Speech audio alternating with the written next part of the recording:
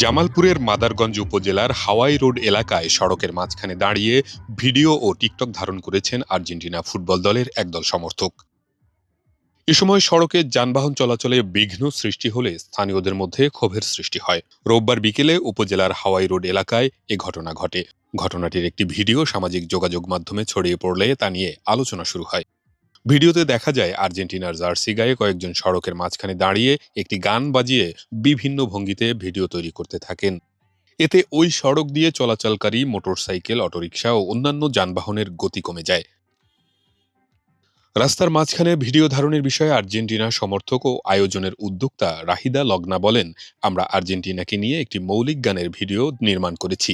এটি কোনো TikTok video নয়, বরং পরিকল্পিত একটি মিউজিক ভিডিও তৈরি করেছি। উপস্থিত হওয়ার কারণটা হচ্ছে আমরা এখানে একটা আর্জেন্টিনাকে নিয়ে গান করেছি, আমার মৌলিক গান, আমরা আর্জেন্টিনা ভালোবাসি। গানটার লেখা সুর আমার, মিউজিক ডিরেকশন দিয়েছেন সুমন ভাই এবং ভিডিও ডিরেকশনে থাকবে সজল। এবং আপনি দেখছেন আমার টোটাল টিম, ওরা আজকে আমার সাথে নাচ করবে। আমরা একটু অন্যরকম করেই চিন্তা করেছি গানটাকে।